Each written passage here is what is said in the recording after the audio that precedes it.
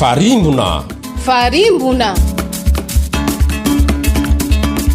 fandarana mivokarina ireo radio mivoiny fandriampahalemana eto Madagasikara na coalition des radios pour la consolidation de la paix à Madagascar. Farimbona avy nandalo pingana lehibe teo amin'ny fiainan'ny fireneny Madagasikara. Raha oharina amin'ireo firenena afrikana hafa izay ao anatin'ny vanim-potoana ny fifidianana amin'izao fotoana izao isika dia azo lazaina hoe fahombiazana ny fahatanterahana ny fifidianana filoham-pirenena iny satria dia vitantsika ny nametraka amin'ny filaminana na dia teo aza ny tsy vidi-fikevitra maro samihafa.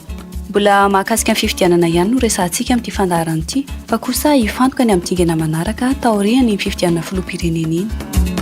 Ampifaliana trano mpianao-tsaina no anolorana anao fandaharana Farimbona izay vokarina ao anatin'ny tetika sapaiva Madagasikara. Fandaharana fafolo ity arahanao ity avy amin'ny alalandro radio telopolo miara-miasa amin'ny coalition des radios. Vitiny izay ny fifidianana izay filoham-pirenena fanamby hafa indray no miandry antsika amin'izao. Vahiny roa ary nasaina mba hiresadresaka amintsika androany.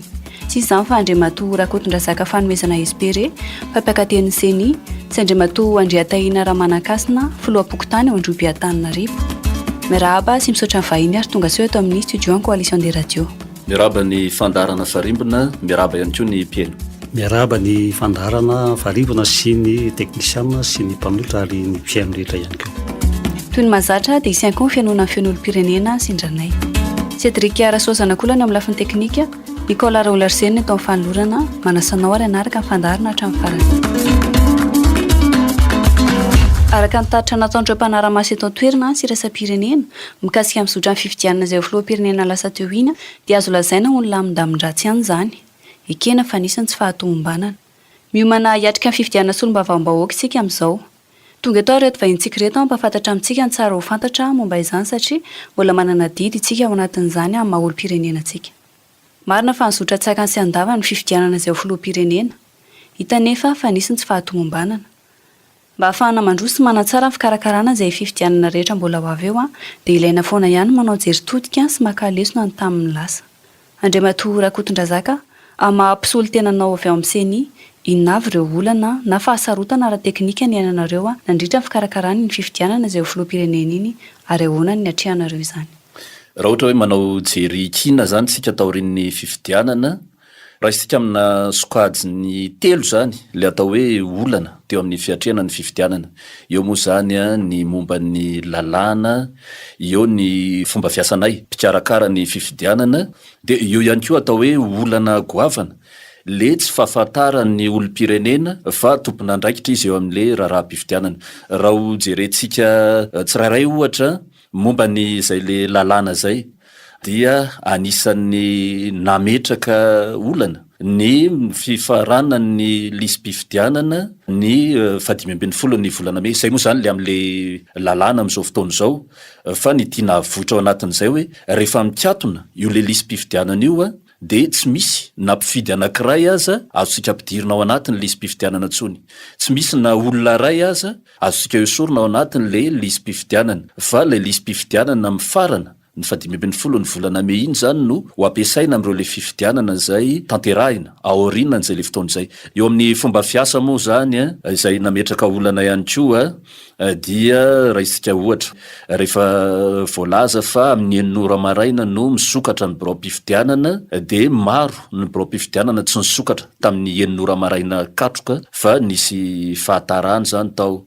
Dia ao ihany koa zany le hoe karaha-pifidianana zay ny vangongo tany amin'ny birao-ny fokontany tsy voazara reny zany dia anisan'ny zava-mitranga ihany koa ary ny vahaolana indray moa zany amin'iny dia eo ny fanetsehana ny mpiara-miasa ny mpiara-miombonantoka ary efa natao zay tamin'ny fiodinana faharoa ary hita hoe nisy fiatsarany zany ny fomba fiasa tamin'ny fiodinana faharoa ny fifidianana filohan'ny repoblika. Ny farany moa zany olana dia lay tsy fahatsapan'ny olom-pirenena ny mahatompon'andraikitra azy eo amin'le raharaha-pifidianana. Io moa zany na ny mpifidy tsotra zany na ny délégué ny candidat na ny mpanisa vato na ny candidat sy ny mpanohana azy. Zary lasa raiky tapisaka zany le fieritreretana hoe ny voamera-pirenena maleo tena misahana ny fifidianana no tompon'andraikitra amin'ny raharaha-pifidianana dia miandry zay ataony ny CNIO. Nefa tiana zany mametraka hoe tsy hanana fifidianana azo antoka crédible sika raha tsy misy an'izay le fandraisana ndraikitra ny tsirairay avy zay eo amin'ilay fanatanterahana ny fifidianana. Iny moa zany ny vahaolana de ny fanetanana, fanabiazana, irahan'ny rehetra mihitsy indrindrindrindra ny fiarahamon'ny pirenena. Nisy ihany koa ireo olana nosedran'ny ekipa teny fotony. Raha ny tena nivon'ny fokontany inavy ireo olana hita teny andre matoa sy fokotany. Iraisan'ny rehetra moa le olana tamin'ireny hoe tsy nahita anarana tao anaty mpifidianana ny mpifidy. Raha tena zoina le izy dia olana tena fotony dia efa voalaza ny Andriamatoa Mampakateny fa ohatrany hoe tokony nisy fahatsapahany tena ny tsirairay fahafantarany zony ary anisany angambany izy ity anetana amin'le hoe fanabiazana olom-pirenena vanona mihitsy satria tsy nitsonoaviny mihitsy le izy raha tsy efa amin'ny fotoana mahamay azy zany dia somary sahirana mihitsy ny fokontany ny fifandraisana tamin'ireo. Nisy teo hoe tsy voazara ny karam-pifidianana. Nisy any teo amin'ireo indray misy tsy mifanaraka ny karam-pifidianana sy ny adresy sy ny anarana. Ny tena zavatra nanahirana mazy dia zao satria tsy dia araky ny olona le hoe fisokafan'ny lisy mpifidianana. Nefa ny zavatra efa isataony izy io tokony mazava, tokony efa mandeha foana raha mpifidy le olona. Dia izahay teo amin'ny fokotany tena efa nanao ny zavatra rehetrarehetra mihitsy ny hoe ampafantarana ny olona na apetadrindrina na tsisy tonga le olona. Ka eo zany tiako tenenina hoe hatrany fotony mihitsy le zavatra tokony ho tsapa entanina foana zany manao ny fokotany manao ny seny atao mihitsy ampafantarana any amin'ny olona zany amin'ny zavatra rehetra zay tokony ho raisina satria nisy fiovana mihitsy tamin'ny deuxième tour teo nazoto ny olona ny fidy dia nisy hitako nanenina mihitsy tsy nandray anjara tamin'le fifidianana. Misy anam-pinan'izay ve ny avy eo amin'ny seny?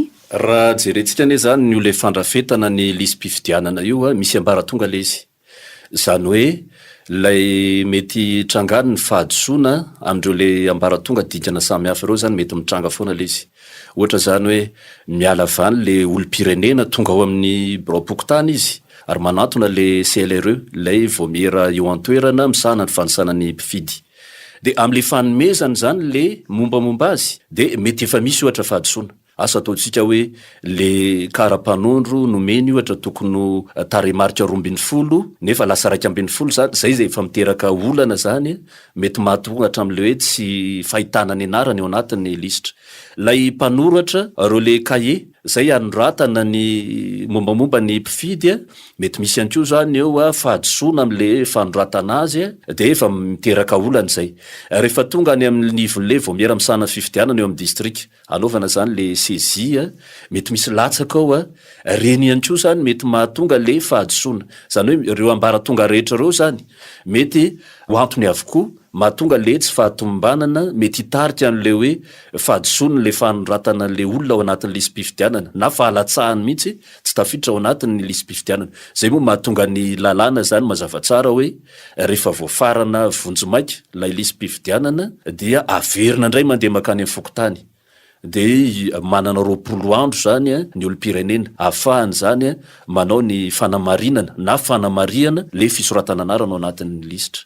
Na dia teo aza ireo olana maro ny setraina dia nisy ihany foana nefa ny lafiny tsara izay mendrika ho tantaraina eto. Afaka mitanisa vitsivitsy amin'izany ve nareo? Ho an'ny seny manokana aloha dia raha miaino reo le mpanaramaso na ny teto atoerana zany na ny avy any ivelany raha ohatra tsika hoe manaraka ny fampahalalam-baovao misedra iraisam-pirenena dia atao hoe anisan'ny noty tsara ho an'ny seny Madagasikara zany fanaovana le mangarahara. Raha jerentsika hoe tamin'ny fomba ahoana moa zany le mangarahara nanaovan'ny seny azy teo aloha ny fampidirana ny solotena ny candidat tany amin'ny ratsamangaika samy hafa teo amin'ny lalàna moa zany no ny tanterahana tao anatin'izay fanaovana le sehatra fampidiniana iny fanataty amin'le fotoana zay ataontsika hoe nikirakirana ny voaka-pifidianana. Ny lalàna tsika zany dia milaza fa confrontation na firaketana tsoratra procès verbal zany hoe mitondra firaketana tsoratra zany ny solotenan'ny candidat dia avoaka ihany koa zany nen'ny seny ampedina amin'izay fa ny ohatran'izay nataon'ny seny Madagasikara zany hoe na tsy nitondra izay le procès verbal zay ary ny solotenan'ny candidat fa nangataka izy mba tiana hojerena le antota-taratasy mpifidianana tahaka izao dia navoaka ny seny zany zay. Misy ny zavatra tsara azo ambara eo amin'ny ivon'ny fokotany sy ny mponina moa zany na ny saina hoentina hiatrika an'le fifidianana raha dia lasa niova mihitsy lasa ohatrany hoe marisika daholo ny olona amin'ny zavatra rehetra zay mety hitranga zavatra mety hiseho lasa manara-maso daholo ny olona zany amin'ny fandehan-javatra rehetrarehetra ary nareo le mambona biro-pifidianana reo zay vaovao ny ankabetsahany raha jerena le izy tondrobe manokana tsy de misy ny erreur atao anatin'ny fanakirakirana ny mbola-pifidianana fa nanaraka tsaka sy andavany ary toromarika amin'ny fiofanana zay nomena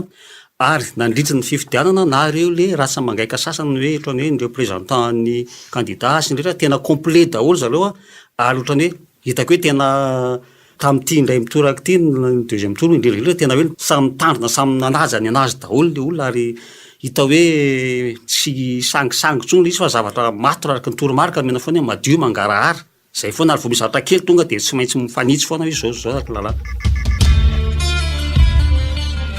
Fantatrao ve fa efa nisokatra nanomboka amin'ny voalohan'ny volana desambra lasa teo ny fanavaozana ny lisy-pifidianana? Fotoana izao ahafahantsika olo-pirenena tsirairay avy misitraka ny zo hifidy. Manao fanitsiana izay tsy tomombana tamin'ny fifidianana farany teo toy ny fanesorana ny anaran'ireo olona efa maty izay ny findramonina.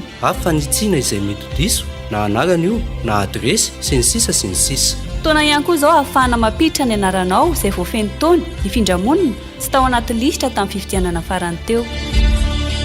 Manatona ny borofoko tany misy anao manoratra na manamanina ny mombamombanao ao anatin'ny lisy-pifidianana.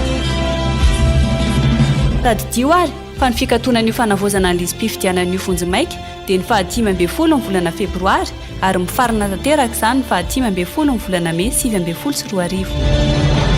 Soroana ny metsokorotana amin'ny fandraikan'ny tsy fahatomambana ny lisitra ho an'ny fifidianana manaraka eo dia andraikitrao andraikintsika ny manamarina sy manoratra momba antsika ao anaty lisy-pifidianana. Alaviro ny tsao amarino ny zavatra renao ary ao ny vaovao marina ao amin'ny tranokala alerte PEV Madagasikara. Itetika sa PEV Madagasikara dia toanan'ny ICSP sy vondrona Europeanina. Mpiara-miasa Ekesa Madagasikara, Coalition des radios, KMF Cnoé, Liberty 32, AU Projet. Mbola manaraka hatrany ny fandarina farimina ianao amin'izao fotoana izao androany isika dia hiresaka indray mahakasika amin'ny fisokafan'ny lisy-pifidianana. Misy aroa ny vahiny saina hitondra fanasavanany amin'izany. Tsy iza fa Andriamatoa Rakotondrasaka fanomezana espere, mpampiakaten'ny seni, sy Andriamatoa Andriataina Ramanakasina, filoha-pokotany ao Androbe Antananarivo. Melohany nitondra ny reto vahintsika reto fanasavana misy kokoa mikasika amin'ny fisokafan'izay lisy-pifidianana izay dia andeha aloha renesitsika fanehoan-kevitra ireo olom-pirenena sendra mpanao gazety. Fantatrao ve hoe efa misokatra indray any lisy-pifidianana? Raha mahakasika an'izay lisy-pifidianana zay moa zany dia efa maheno zay misokatra izy amin'izao. Efa fantatra hoe efa manomboka misokatra indray zao ny lisy-pifidianana amin'izao fotoana izao eny any mivoaka tany tsirairay avy. Misokatra ny lisy-pifidianana amin'izao. Voaka tao fa vao tao maly ariva zay tompo. Tsy mbola fantatra tompoko lisitra fifidianana ambaniny io communal sa député sa nino. Natao an'iza zay fisokafan'izay? Misokatra ho an'ny zay tanora rehetra nanomboka 20 taona nanomboka hatramin'ny araka fahafantarako azy nanomboka hatramin'ny 15 May taona 2024 hatramin'ny izao fotoana itenenako izao dia misokatra ho an'izay olona feno 20 taona tao anatin'izay fotoana izay. Na koa ho an'ireo izay mbola tsy voasoratra mihitsy ny tao anaty lisy-pifidianana nefa efa feno taona 12. Zay lisy-pifidianana zay moa zany dia mazava ho azy fa ny olona mahasapa hoe efa feno 20 taona miakatra zany hoe efa manana zoa hiatrika ny fifidianana zay dia afaka zany hoe andaholobe zany ilay fifidianana. Inona avy ary ny tokony atao raha namarina fa ao anaty lisy-pifidianana tokoa? Raha ohatra zany ny findramonina gnao tao alohan'ny fifidianana iny dia mbola afaka ny fidy agnao zany talohan'le fifidianana premier tour sy deuxième tour teo igny fa rehefa orianan'izay zany agnao vao mitondra ny fifindramonina anao agny amin'le fokotany vaovao ifindranao zay agnao vao manoratra ny agnaranao agny. Mandeha makany amin'ny président fokotany manamarina izany satria ny président fokotany no akaiky indrindra ny vahoaka rehetrarehetra rehefa tranga zavatra ohatran'izany dia any amin'ny président fokotany no manamarina izany. Andriamatoa Rakotondrasaka, nahoana no nisokafana indray ny lisy-pifidianana? Ny lalàna no milaza an'io zany ao amin'le lalàna momba ny fifidianana amin'izao fotoana izao 20 sy 20 aotraotra valo io zany le lalàna fehizoro momba ny fitondrana kapibeny ny fifidianana sy ny fitsapakevim-bahoaka ao amin'ny 9 dia mazava ny voalaza hoe manomboka ny voalohany volana desambra hatramin'ny 5 ny volana mea de tanterahina zay fanavaozana ny lisy-pifidianana. Io zany isataona tsy maintsy atao na misy fifidianana ho atrehatsika na tsy misy de avaozona foana zany le lisy-pifidianana ka ho fanatanterahana an'izay zany no mahatonga le fisokafan'ny lisy-pifidianana am'izao fotoana zao. Inona avy ary ny tokony ataondreo olona voakasika izany? Araky ny tetiandro voalazan'ny lalàna nambarantsika teo ihany de nanomboka ny voalohany volana desambra zay lay fisoratana anarana ao anatin'ny lisy-pifidianana na fanesorana ny olona tsy tokony ao anatin'ny lisy-pifidianana izay tsony. Io zany hatramin'ny 15 ny volana febroary, zany hoe amintsika miteny zao zany dia mandeha makany amin'ny braone fokotany raisin'lay CLRE na le vomiera eo antoerana misahana ny fanisana mpifidy ny olom-pirenena mahafeno ny fepetra. De misy kahier moa zany ampiasain'ny CLRE ao andratana ny mpifidy tokony hiditra ao anatin'ny lisy-pifidianana ary andratana ihany koa relay tsy tokony ao anatin'ny lisy-pifidianana. Zay zany no angatahana amin'ny tsirairay avy ny fandehanana makany amin'ny braopokotany hatramin'ny 15 ny volana febroary. Vita moa zay ny 20 ny volana febroary dia ho faranana vonjimaika eo anivony vomiera misahana fifidianana eo amin'ny distrika zay lay lisy-pifidianana zay. Aorinan'izay de ho atota print de averina makany amin'ny fokotany ray. Eo zany nisin'le 20 andro manomboka amin'le fotoana ametrahana ny petadrindrina eo amin'ny fokotany milaza hoe efa tafaverina ty amintsika lay lisy-pifidianana. De anetanana ny rehetra zany am'izay 20 andro zay anao ny fanamarinana na ny fanamariana azo entina amin'io le lisy-pifidianana momba ny fisoratantsika anaranao na ny an'ny olo-kafa ihany koa moa zany zay tsy tokony ao anatin'ny lisy-pifidianana intsony. De ny 15 ny volana me no faranan'ny CNFIB ilay rejisy-pifidianana eto amin'ny firenena na ny registre électoral national. Manomboka eo zany dia mikatona tanteraka indray zany lay lisy-pifidianana ary tsy misokatra tsony raha tsy ny voalohan'ny volana desambra amin'ity taona ity indray zany anatanterantsika le fanavaozana ny lisy-pifidianana manaraka. Ho anareo ananivon'ny fokotany inona avy ireo hetsika na andraikitra raisinareo hoentina mampafantatra amin'ny fisian'izao fisokafan'ny lisy-pifidianana izao? Entako. Vao tonga moa ny fampilazana avy ny anivon'ny CENI CED de fepetrana atao voalohany de petadrindrina aloha zany iny foana mahazatra petadrindrina dia hitanay fa ohatrany tsy de mavatana ny olona koa moa zany le mampetadrindrina. Ny orana koa moa zany mipetaka androany de trofon'ny olana le izy de tsy mazava de nanao somary papillon kely be de be zay de soratana teo le izy de zaraina isa tokatrano. De ao anatin'izany koa misy olona mandeha mivantana any Brao maka taratasy maka résidence de efa mampita foana zay hoe misokatra ny lista dia amarinina foana raisina ny anaranareo dia nanao koa zahay fanentanana mivantana reo membre ny fokotany zany anivon'ny faritra iny de miresaka foana hoe entanina le izy ataony ny photocopie mangataka mihitsy photocopiena ny karapanondro ialana am'le hoe fahatsona zay ho an'ny feno 20 taona sy zay indrindra le tsy tafiditra tao anaty lista teo dia atao ny photocopie ny karapanondro asiana numéro téléphone mba tena ahafahana mifandray tanteraka hoe tonga ny kara-pifidianana vanotra ny aorinana raha misy olana na hoe misy de azo atsona mivantana le olona tadiavina zany le olona hoe tena ho resahanay manokana fa matetika raha olona ray manana problema mantsy de miparitaka be le izy de lasa voakorotana hatramin'ny fandaminana asaka. Izay zao no tena ataona hoe mizara an'io isam-baravarana raisina tsoratra misy de manosiny mba tsisy hoe zay tsy nahafantatra fa misokatra ny lisy-pifidianana ho dioviny tsy afaka miteny tsony angambana ve hoe tsy nahafantatra ny fisin'le izy. Andriamatoa Rakotondrazaka, afaka verinao ve ireo daty tsara ho tadidiana mikasika izao fisokafan'ny lisy-pifidianana zao na ihany koa mikasika amin'ny fifidianana sy olom-bavam-bahoaka? Makasika ny lisy-pifidianana de efa nanomboka ny voalohan'ny volana desambra tamin'ny taondasa moa zany zay le fisokafan'ny lisy-pifidianana anaovantsika ny fanavaozana isan-taona an'ilay lisy-pifidianana. Manana hatramin'ny 15 ny volana febroary ny olom-pirenena feno taona manana karapanondro-pirenena andehanany makany amin'ny braopokotany isoratra anarana ao anatiny io le lisy-pifidianana io na hitondra fanamariana ihany koa ho andreo le olona zay tsy tokony ao anatin'ny lisy-pifidianana intsony.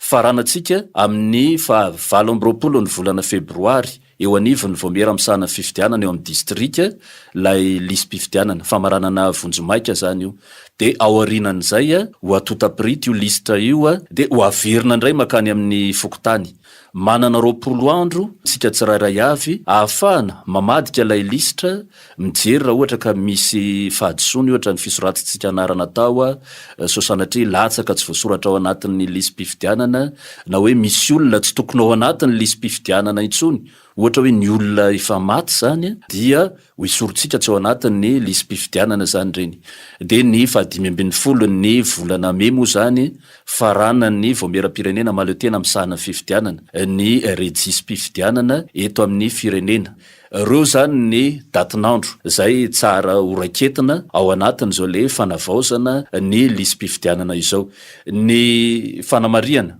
zay tiana ho apetraka zany de ny fanetanana ny tsirairay avy mba iroatra isika isoratra anarana ao anatin'ny lisym-pifidianana satria lay lisym-pifidianana ho faranantsika zany amin'ny 520 ny volana May io no everina fa ho ampiasaintsika amin'ny fifidianana solobafam-bahoaka amin'ny fifidianana be ny tanàna zay amin'ity taona ity ihany koa ary ny olom-pirenena zany zay mieritreritra fa ho anisan'ny andray andraikitra any anivony reny androm-panjakana na ny vondrom-bahoaka reny de fepetra fototra lay fisoratana anarana ao anatin'ny lisym-pifidianana raha te ho kandida zany ianao de akoatran'izay fampahatsahivana ihany koa sady fanetanana ny avy amin'ny antoko politika ny fiarahamonim-pirenena satria lay CLRE lay voamera eo antoerana misahana ny fanisana ny mpifidy dia mpitsambanao ihany koa zany ny solotena ny antoko politika sy ny fiarahamonim-pirenena araka ny voalaza ny 170 amin'ilay lalàna 20 ohatrotra valo voalazany eo hoe ekena iasa eo anivon'io voamera io ka ho mpanaramaso reo antoko politika reo fikambanana tsy miankina amin'ny fanjakana reo fikambanana na vondrona na azo fakatoavana eo amin'ny lafiny fanabeazana olom-pirenena sy fanarahamaso ny fifidianana ny dikan'izay zany de sika rehetrarehetra zany ny CLRE miaraka amin'ny solotena ny antoko politika zay tsy mihoatra ny roa moa zany isaky ny vondrona na ny fiarahamonim-pirenena tsy mihoatra ny olona roa isaky ny vondrona reny zany no mandrafitra lay lisym-pifidianana any anivon'ny fokotany ho ampiasaintsika amin'ny fifidianana manaraka eo Andriamato se fokotany misy afatra ve avy aminao ho an'ireo se fokotany namana ary ihany koa ho an'ny vahoaka eo ambany fiadidiana misy tokoa satria raha fampifiresaka izay lehibe fokotany de samy nanana ny olona nanatrehany avy nandritra ny fotoana iny de ny fampiraisana tsaina mihitsy hoe ho amarinina tsara aloha ny olona ao anivon'ny fokotany zany ho amarinina tsara satria be deaibe le fivezivezena be deaibe le tsy manaraka ny fitsipika tsolony le olona hoe maka fifindramona de makasa sady manabe an'le olona ary indrindra zany amin'le fandrafetana an'le listra le ho alefany amin'ny CVD le fanadiovana hoe maty ny ala tonga ireny zany de tena ho arahana maso akaiky satria araka ny nambara hoe misy antoko politika afaka mandefa solotena ao anatin'izy le fanomezantsiny mantsy no ialana dia fampiresaka mihitsy hoe alao iarahana ho jerevana io de iarahana ho sokafiny io de samy manamarina ny anazy misy ara mety misy jereo daholo reto no anatin'ny tokantranonay de ny entanana moa zany fanetanana ho an'ny rehetra hoe ezahana mandrakarivo tsika ponina zay vao tonga fa tsy mipetrapetraka hoe rehefa aka rezidansa ihany va hoe tsisy fifindramonina vao mikoropaka fa amin'izao fotoana zao tena tsy manome mihitsy izay raha tsy misolatra ara-dalàna raha tsy mahavita antsakany sy andavany nyzara takinda amin'le hoe vita ny photocopie ny karapanondro ary ho an'ireo zay voavina vita karapanondro matetika ny olana koa mantsy any izy de tsy hita de takina mihitsy hoe avereny ny photocopie ny karapanondro dia entaniny ianareo mba manara-maso hatramin'ny farany fa tsy hoe efa lasa any zay de efa mpifidy efa ely zay de tsy maintsy tafiditra ao foana sendra ny latsaky ianao de ao ianao vao hoe menimenina indray ka manentana mba hoe azoto iverifie foana zany le olona na de efa eo ara de mba tonga any amin'ny propokotany mijery ny anarany ho anareo avy eo amin'ny seni afaka manome lahara-tarobia ve ahafahan'ny mpiano miantso raha ohatra ka misy fanontaniana manitikitika misy tokoa ny lahara-tarobia ahafahantsika mifandray zany mifanakalo vaovao eo amin'izay fiatrehantsika ny fanavaozana isan-taona ny lisym-pifidianana zay de eo zany moa ny lahara-tarobia 034 49 602 04 na ihany koa zany ny laharataroby 034 49 602 57 reo moa zany de ahafahantsika mitondra ny fanampanazavana raha toka eo ampanataterahana ny asa zany misy ny lafinjavatra zay mety manelingelona manembatsembana atsika de vonona moa zany manoka baravarana ny seny eo am'izay fifanolora-kevitra zay alafiro ny tsao amarino ny zavatra renao ary ao ny vaovaovaomarina ao amin'ny tranokala alerte peuple Madagascar.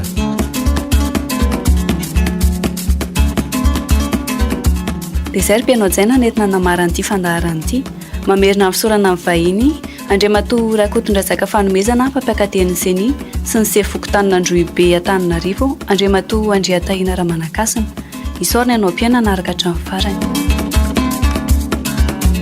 Cédric Arasozanak'olana teo amin'ny lafiny teknika, Nicolas Raoul RCN teto amin'ny fanolorana, manome fotoana noma fandarina manaraka indray. Veloma tompoko.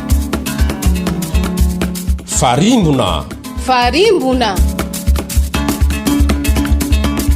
Fandarana mivokarina ireo radio mivoiny fandriam-pahalemana eto Madagasikara na coalition des radios pour la consolidation de la paix à Madagascar. Farimbona. Nitetika sapevy Madagasikara dia toanan'ny ICSP sy vondrona Europeanina. Mpiara-miasa Ekesa Madagascar, Coalition des radios, KMF Cnoé, Liberté 32, AU Projet.